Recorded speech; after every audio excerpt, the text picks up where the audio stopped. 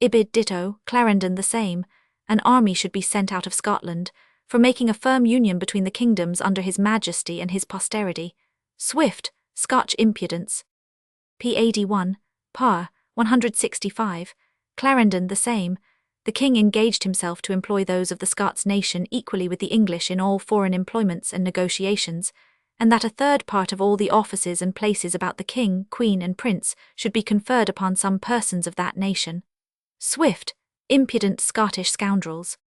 P. 3, par. 169, Clarendon, the Presbyterians, by whom I mean the Scots, formed all their councils by the inclinations and affections of the people. Swift, hellish Scotch dogs. P. 5, par. 171, Clarendon, with this universal applause he Fairfax compelled the Scots army to depart the kingdom, with that circumstance as must ever after render them odious and infamous.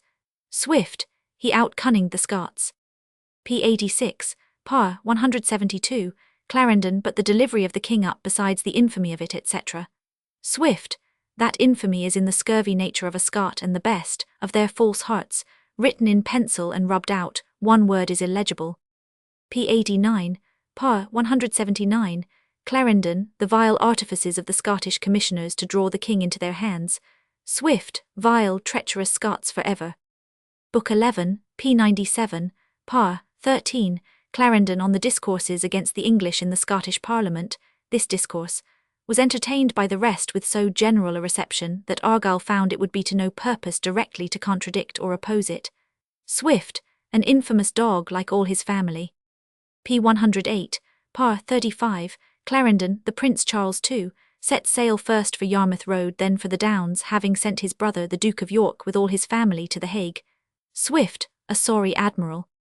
P. 109 ditto Clarendon, the prince determining to engage his own person, he the Duke submitted to the determination. Swift, popery and cowardice stuck with him all his life. Ibid par. 36 Clarendon, the prince came prepared to depend wholly upon the Presbyterian party, which besides the power of the Scots army, which was every day expected to invade England, was thought to be possessed of all the strength of the city of London. Swift, curse on the rogues. Ibid same par. Clarendon, sent from the Scots 7 Swift, so much the worse to rely on the cursed Scots. Footnote 7, the words are sent from thence in edition of 1888, T.S.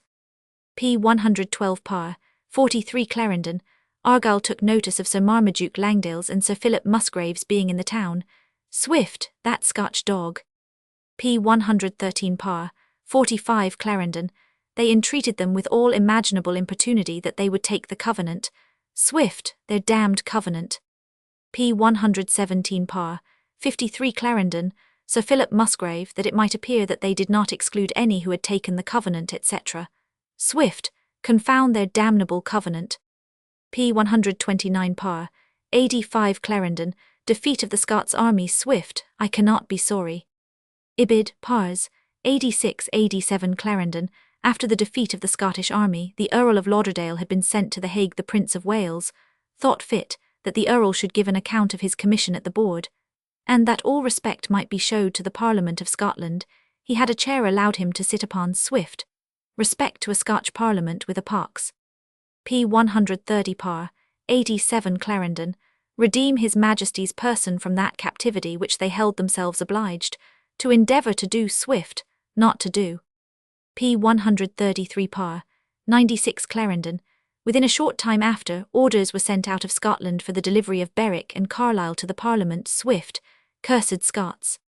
Ibid par. 98 Clarendon, it was generally believed that the Marquess of Argyll earnestly invited him Cromwell to this progress into Scotland. Swift, that eternal dog Argyll. P. 141 par. 114 Clarendon, by the time that the commissioners returned from the Isle of Wight and delivered this answer to the Parliament, news was brought of the defeat of the Scots army, and Cromwell had written to his friends, etc. Swift, accursed hell-hound. P. 142, par. 116, Clarendon, when there appeared some hopes that the Scots would raise an army for the relief and release of the king. Swift, trust them not, for they are Scots. P. 145, par. 120, Clarendon and himself a prisoner. Swift, base. P. 155, par. 141, Clarendon, The Duke of York, who was not yet above 15 years of age, was so far from desiring to be with the fleet, that when there was once a proposition upon occasion of a sudden mutiny amongst the seamen, that he should go, amongst them who professed great duty to his Highness, he was so offended at it that he would not hear of it. Swift, the Duke's courage was always doubtful. p. 157, par. 146, Clarendon, many persons of honour, the rest had done. Swift, parenthesis 11 lines. p. 167, par. 169, Clarendon, two of them the ministers very plainly and fiercely told the king, that if he did not consent to the utter abolishing of the episcopacy he would be damned.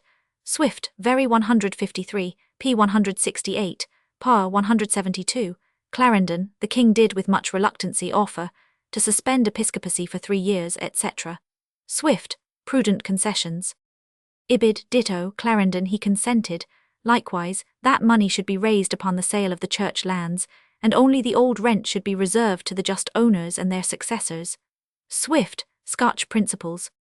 Ibid. par. 173, Clarendon, they required farther, that in all cases when the Lords and Commons shall declare the safety of the kingdom to be concerned, unless the king give his royal assent to such a bill as shall be tendered to him for raising money, the bill shall have the force of an Act of Parliament, as if he had given his royal assent.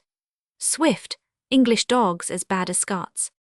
p. 170, par. 176, Clarendon on the king's concessions. Swift, after so many concessions the commissioners showed themselves most damnable villains. p. 172, par. 181, Clarendon, the king confessed, if they would preserve the scripture bishop he would take away the bishop by law. Swift, indeed, a great concession. p. 174, par. 187, Clarendon, for Scotland they demanded the king's consent to confirm by Act of Parliament such agreements as should be made by both houses with that kingdom, for the settling and preserving a happy and durable peace between the two nations, and for the mutual defence of each other. Swift, a most diabolical alliance. p. 175, par. 189, Clarendon on the letter from the king to his son concerning the treaty. Swift, the whole letter is a most excellent performance. p. 176, par. 189, Clarendon, the major part of both houses of Parliament was at that time so far from desiring the execution of all those concessions, that if they had been able to have resisted the wild fury of the army, they would have been themselves suitors to have declined the greatest part of them. Swift, diabolical villains. p. 177, par. 193, Clarendon, it cannot be imagined how wonderfully fearful some persons in France were that he the king should have made his escape, and the dread they had of his coming thither. Swift, French villains. p. 180, par. 198, Clarendon the Commons sent to Winchester, their well-tried Serjeant Wilde to be the sole judge of that circuit. Swift, an infernal dog.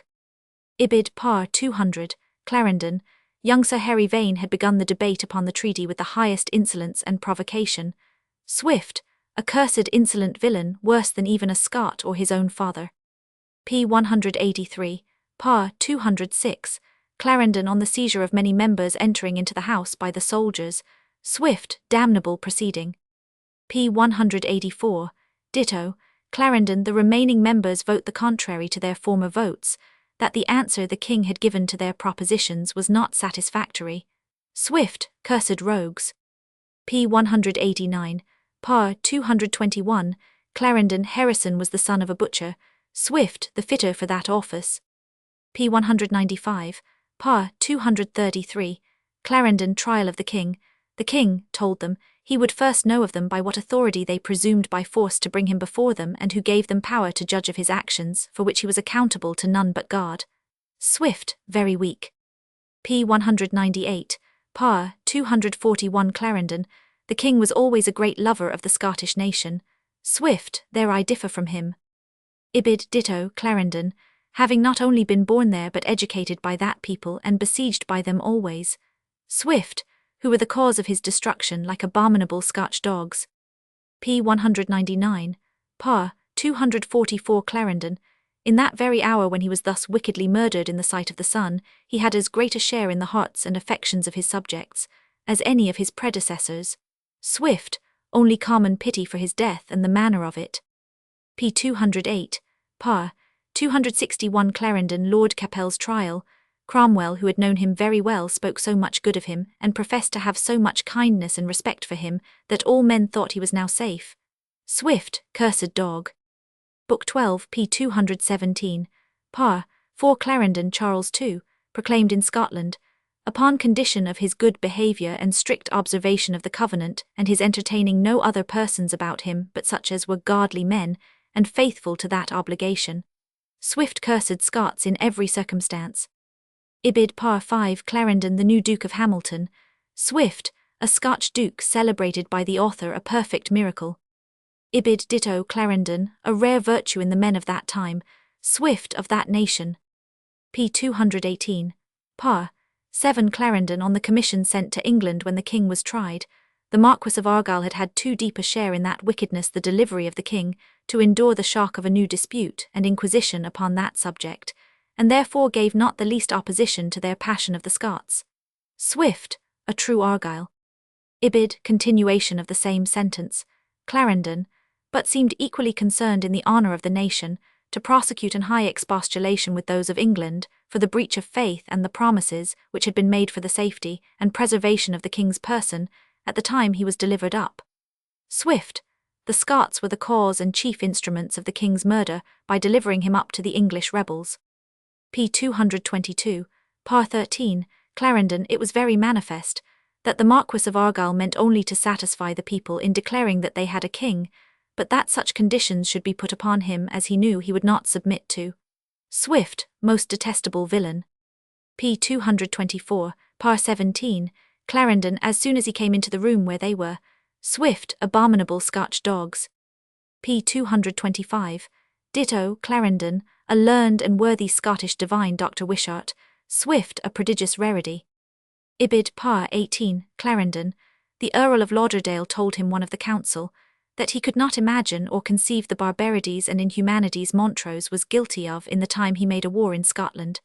Swift, that Earl was a beast, I mean Lauderdale. Ibid ditto Clarendon, that he Montrose had in one battle killed 1,500 of one family, of the Campbells, of the blood and name of Argyll. Swift, not half enough of that execrable breed. p. 228, par. 24, Clarendon. For the embassy from the Parliament, one Dorislaus, a doctor in the civil law, was named.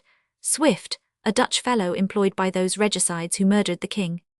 p. 237, par. 41, Clarendon. The Prince of Orange wished that, in regard of the great differences which were in England about matters of religion, the king would offer to refer all matters in controversy concerning religion to a national synod. Swift, I do not approve it. p. 249, par. 69, Clarendon. On the defeat of the Marquis of Ormond by Jones. Swift, Ormond's army discomfited. p. 265, par. 119, Clarendon. And that committee of the Parliament. Swift, Scots. Ibid par. 119, Clarendon. The Council of Scotland sent a gentleman to invite his Majesty again to come into his kingdom of Scotland, not without a rude insinuation that it was the last invitation he should receive. Swift, still cursed Scots. p. 267, par. 122, Clarendon. On the conditions sent from Scotland to Breda, in case the king consented to come to Scotland. The king himself and all who should attend upon him were first to sign the covenant before they should be admitted to enter into the kingdom. Swift, damnable Scottish dogs. p. 268, par. 125, Clarendon. Some lords warned the king that it was to be feared that Argyll would immediately deliver up the person of the king into the hands of Cromwell. Swift, that Scotch dog, was likely enough to do so, and much worse. Ibid par. 126, Clarendon. The ambassadors in Spain were extremely troubled, both of them having always had a strong aversion that the king should ever venture himself in the hands of that party of the Scottish nation, which had treated his father so perfidiously. Swift, damnable nation for ever. p. 269, par. 127, Clarendon. The king was before in Spain looked upon as being dispossessed and disinherited of all his dominions, as if he had no more subjects than those few who were banished with him, and that there was an entire defection in all the rest, but now that he was possessed of one whole kingdom, etc. Swift, yet all cursed villains, a possession of the devil's kingdom where every Scot was a rebel. Ibid par 128, Clarendon, there fell out at this time an accident of such a prodigious nature, that, if Providence had not, for the reproach of Scotland, determined that the king should once more make experiment of the courage and fidelity of that nation, could not but have diverted his majesty from that northern expedition, which, how unsecure soever it appeared to be for the king, was predestinated for a greater chastisement and mortification of that people, as it shortly after proved to be, alluding to Montrose's execution. Swift, that is good news. p. 270, par. 128, Clarendon, the Marquis of Montrose, who was naturally full of great thoughts and confident of success. Swift, he was the only man in Scotland who had ever one grain of virtue, and was therefore abhorred and murdered publicly by his hellish countrymen. p. 270, par. 129, Clarendon, there were many officers of good name and account in Sweden of the Scottish nation. Swift, impossible. p. 271, par. 130, Clarendon, Montrose knew that of the two factions there which were not like to be reconciled, each of them were equally his implacable enemies. Swift, very certain. Ibid ditto Clarendon, the whole kirk, being alike malicious to him. Swift, Scott's damnable kirk. p. 272, par. 131, Clarendon, many of the nobility, assured him Montrose that they would meet him with good numbers, and they did prepare to do so, some really, and others with a purpose to betray him. Swift, much the greater number. Ibid par. 133, Clarendon, the tyranny of Argyle, caused very many to be barbarously murdered without any form of law or justice who had been in arms with Montrose. Swift, that perpetual inhuman dog and traitor, and all his posterity to a man damnable villains. p. 273, par. 134, Clarendon, most of the other officers were shortly after taken prisoners, all the country desiring to merit from Argyle by betraying all those into his hands which they believed to be his enemies. Swift, the virtue and morality of the Scots. Ibid ditto Clarendon, and thus, whether by the owner of the house or any other way, the Marquis himself became their prisoner.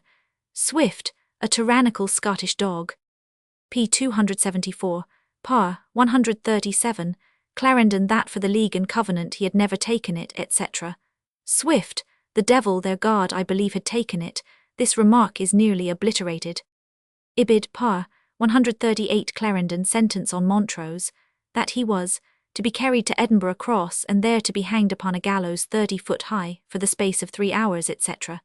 Swift, oh, if the whole nation to a man were just so treated, begin with Argyle and next with the fanatic dogs who teased him with their kirk scurrilities. Ibid par. 139, Clarendon, after many such barbarities they the ministers offered to intercede for him to the kirk upon his repentance, and to pray with him. Swift, most treacherous, damnable, infernal Scots for ever. p. 275, par. 140, Clarendon, he bore it the execution with ill the courage and magnanimity and the greatest piety that a good Christian could manifest. Swift, a perfect hero, wholly unscotified. Ibid ditto Clarendon, he prayed that they might not betray him the king as they had done his father. Swift, a very seasonable prayer but never performed. p. 275, par. 142, Clarendon, the Marquis of Argyle, wanted nothing but honesty and courage to be a very extraordinary man. Swift, trifles to a Scot. p. 276, par. 143, Clarendon, they who were most displeased with Argyle and his faction were not sorry for this inhuman and monstrous prosecution of Montrose. Swift, impudent, lying Scottish dogs.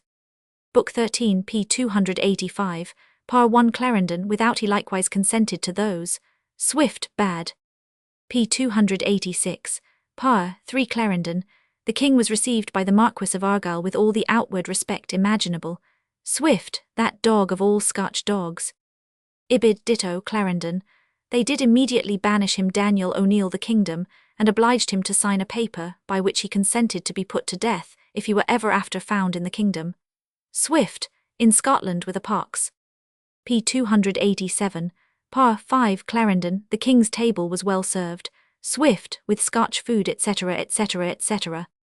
p. 300, par. 36, Clarendon, the king had left the Duke of York with the Queen with direction that he should conform himself entirely to the will and pleasure of the Queen his mother, matters of religion only excepted. Swift, yet lost his kingdom for the sake of popery. p. 301, par. 37, Clarendon, the Duke of York was full of spirit and courage and naturally loved designs. Swift, Quantum Mutatus. p. 304, par. 42, Clarendon on the proposed match between the Duke of York and the Duke of Lorraine's natural daughter. Only Sir George Ratcliffe undertook to speak to him about it, who could only make himself understood in Latin, which the Duke cared not to speak in. Swift, because he was illiterate and only read Popish Latin. p. 305, par. 44, Clarendon, the Queen bid him, the Chancellor of the Exchequer, assure the Duke of York that he should have a free exercise of his religion as he had before. Swift, who unkinged himself for popery. p. 306, par. 45, Clarendon, it was indeed the common discourse there in Holland, that the Protestants of the Church of England could never do the king service, but that all his hopes must be in the Roman Catholics and the Presbyterians.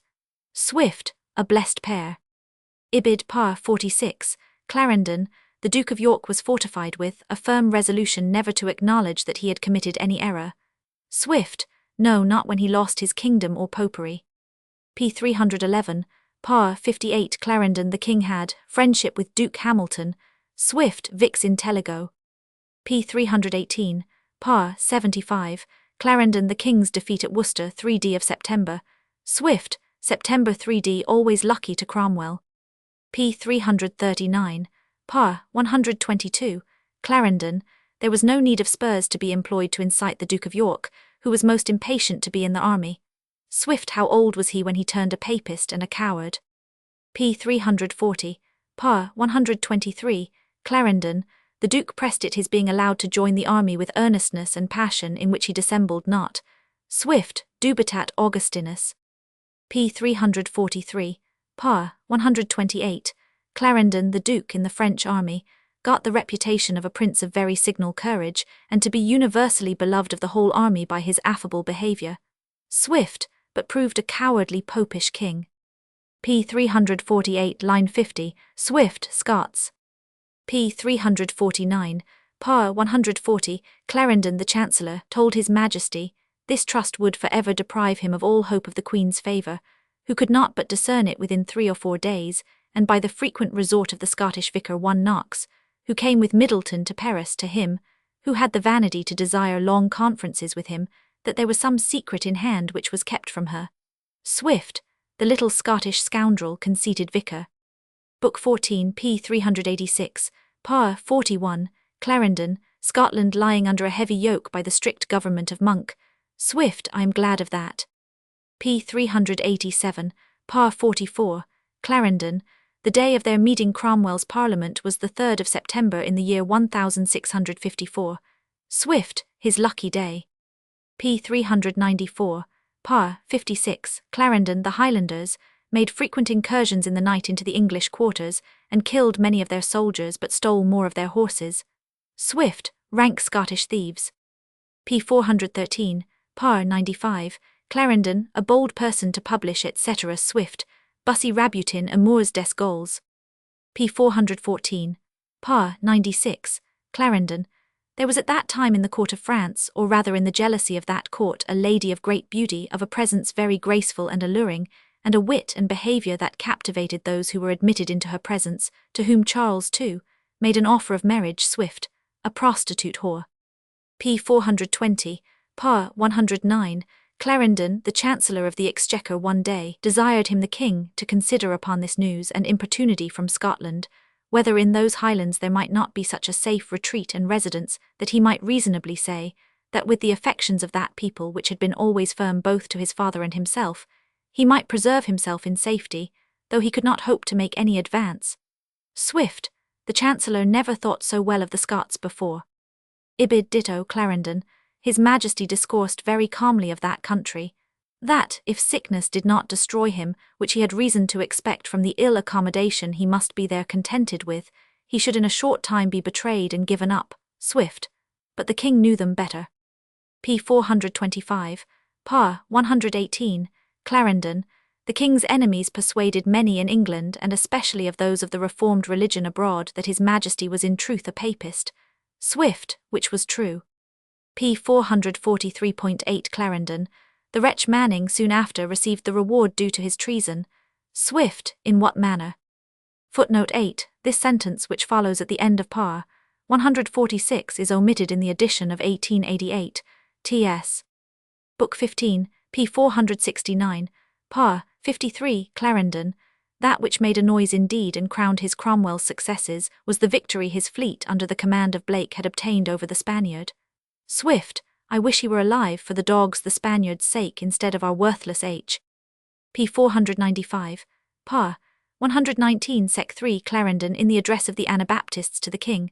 We humbly beseech your majesty that you would engage your royal word never to erect nor suffer to be erected any such tyrannical, popish and antichristian hierarchy, episcopal, presbyterian, or by what name soever it be called, as shall assume a power over or impose a yoke upon the consciences of others. Swift, honest though fanatics. p. 501, par. 136, Clarendon at the siege of Dunkirk. Marshal Turenne, accompanied with the Duke of York, who would never be absent upon those occasions, spent 2 or 3 days in viewing the line round. Swift, James II, a fool and a coward. p. 502, par. 137, Clarendon. There was a rumour that the Duke of York was taken prisoner by the English, whereupon many of the French officers and gentlemen resolved to set him at liberty, so great an affection that nation owned to have for his highness. Swift, yet he lived and died a coward. Book 16, p. 523, par. 29, Clarendon on the discovery of the treachery of Sir Richard Willis. Swift, doubtful. p. 539, par. 47.9 Clarendon, if it had not been for the king's own steadiness. Swift, of which in religion he never had any. Footnote 9. This was par. 74 in the edition of 1849, T.S. p. 540, par. 75.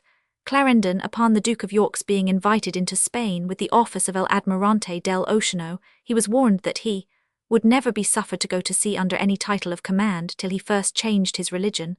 Swift, as he did openly in England. p. 559, par. 131, Clarendon, there being scarce a bonfire at which they did not roast a rump. Swift, the rump. p. 583, par. 194, Clarendon, Declaration of the King, April 414 1660, let all our subjects, how faulty soever, rely upon the word of a king, etc. Swift, usually good for nothing. Ibid. Ditto. Clarendon the same, a free parliament, by which upon the word of a king we will be advised. Swift, provided he be an honest and sincere man. p. 585, par. 199, Clarendon, Letter to the Fleet, which gives us great encouragement and hope that God Almighty will heal the wounds by the same plaster that made the flesh raw. Swift, a very low comparison. p. 586, par. 201, Clarendon, Letter to the City of London, their affections to us in the City of London, which hath exceedingly raised our spirits, and which no doubt hath proceeded from the Spirit of God and his extraordinary mercy to the nation, which hath been encouraged by you and your good example, to discountenance the imaginations of those who would subject our subjects to a government they have not yet devised. Swift, Cacophonia. p. 595, par. 222, Clarendon, Proclamation of the King May 8 by the Parliament, Lord Mayor, etc. We acknowledge that he, Charles II, is of England, Scotland, France, and Ireland the most potent, mighty, and undoubted king, and thereunto we most humbly and faithfully do submit, and oblige ourselves, our heirs, and posterity for ever. Swift, can they oblige their posterity 10,000 years to come? p. 596, par. 225, Clarendon, the case of Colonel Ingoldsby, after he had refused to sign the death warrant of the king. Cromwell and others held him by violence, and Cromwell with a loud laughter taking his hand in his, and putting the pen between his fingers, with his own hand writ Richard Ingoldsby, he making all the resistance he could. Swift, a mistake, for it was his own handwrit without any restraint. Remarks on Bishop Burnet's History of Scotland. In Swift his own time. Folio edition, 1724-34. From the original in the library of the late Marquis of Lansdowne. Note: the standard edition of Burnet's interesting history is that by Dr. Routh, first issued in 1823 and revised in a second edition in 1833. Mr. Osmond Airy is at present engaged on a new edition for the Clarendon Press, but so far only 2 volumes have been published. It was in Dr. Routh's edition that almost all of Swift's notes first appeared. In the preface to the issue of 1823, the learned editor informs us that Swift's notes were taken from his own copy of the history, which had come into the possession of the first Marquis of Lansdowne. A note in the edition of 1833 corrects a statement made in the previous edition that Swift's copy had been burnt. It was not Swift's own copy, but a copy containing a transcript of Swift's notes that was burnt.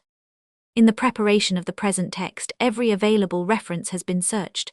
Sir Walter Scott's reprint of Swift's notes was sadly inadequate. Not only did he misquote the references to Burnet's work, but he could not have consulted the Lansdowne copy, since fully a third of the notes were altogether ignored by him. It is believed that the text here given contains every note accurately placed to its proper account in Burnet's history. The references are to the edition in folio issued in 1724-1734. In the 27th volume of the European magazine, and in the two following volumes, a fair proportion of Swift's notes were first published. These were reprinted by Dr. Burnet in 1808 in his essay on the earlier part of the life of Swift. Both these authorities have been consulted. Dr. Routh's modesty forbade him including 6 of the notes, because they were not written with the requisite decorum. These have been included here. Mr. Osmond Airy has thought it unadvisable to encumber the pages with simple terms of abuse, but an editor of Swift's works cannot permit himself this license. His duty is to include everything. The text of the short remarks is taken from Vol. 8, Part 1 of the quarto edition of Swift's works, edited by Dean Swift and published in 1765. T.S. Short Remarks on Bishop Burnet's History. This author is in most particulars the worst qualified for an historian that ever I met with. His style is rough, full of improprieties, in expressions often Scotch, and often such as are used by the meanest people. When he discovers a great scarcity of words and phrases, by repeating the same several hundred times, for want of capacity to vary them. His observations are mean and trite, and very often false. His secret history is generally made up of coffee-house scandals, or at best from reports at the third, fourth, or fifth hand. The account of the pretender's birth would only become an old woman in a chimney corner. His vanity runs intolerably through the whole book, affecting to have been of consequence at 19 years old, and while he was a little Scotch parson of £40 a year. He was a gentleman born, and in the time of his youth and vigour, drew in an old maiden daughter of a Scotch earl to marry him. Too, his characters are miserably wrought, in many things mistaken, and all of them detracting 3, except of those who were friends to the Presbyterians. That early love of liberty he boasts of is absolutely false, for the first book that I believe he ever published is an entire treatise in favour of passive obedience and absolute power, so that his reflections on the clergy for asserting and then changing those principles come very improperly from him. He is the most partial of all writers that ever pretended so much to impartiality, and yet I, who knew him well, am convinced that he is as impartial as he could possibly find in his heart. I am sure more than I ever expected from him, particularly in his accounts of the papist and fanatic plots. This work may be more properly called A History of Scotland during the author's time, with some digressions relating to England, rather than deserve the title he gives it. For I believe 2/3 of it relate only to that beggarly nation and their insignificant brangles and factions. What he succeeds best in is in giving extracts of arguments and debates in council or parliament. Nothing recommends his book but the recency of the facts he mentions, most of them being still in memory, especially the story of the Revolution, which however is not so well told as might be expected from one who affects to have had so considerable a share in it. After all, he was a man of generosity and good nature, and very communicative, but in his 10 last years was absolutely party-mad, and fancied he saw popery under every bush. He hath told me many passages not mentioned in this history, and many that are, but with several circumstances suppressed or altered. He never gives a good character without one essential point, that the person was tender to dissenters, and thought many things in the church ought to be amended. Footnote 1.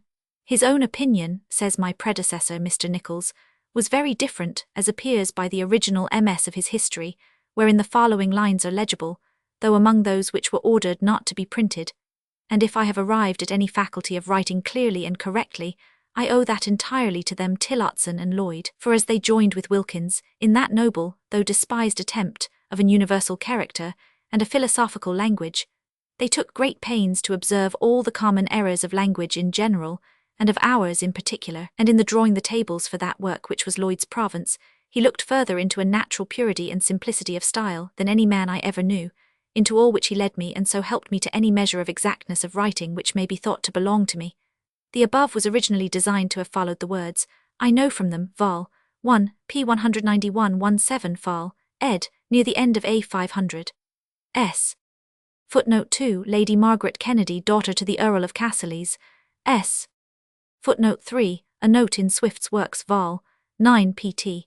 2 1775 says, after detracting, add many of which were stricken through with his own hand but left legible in the Ms., which he ordered in his last will his executor to print faithfully as he left it, without adding, suppressing, or altering it in any particular. In the second volume, Judge Burnet, the bishop's son and executor, promises that the original manuscript of both volumes shall be deposited in the Carton Library, but this promise does not appear to have been fulfilled.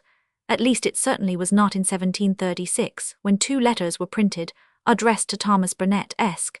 In p8 of the second letter, the writer Philip Beach asserted that he had in his own possession an authentic and complete collection of the castrated passages. T.S. Setting up for a maxim, laying down for a maxim, clapped up decency and some other words and phrases, he uses many 100 times. Cut out for a court, a pardoning planet clapped up, left in the lurch the mob outed a great beauty went roundly to work. All these phrases used by the vulgar show him to have kept mean or illiterate company in his youth. Remarks on Burnet's history of his own time,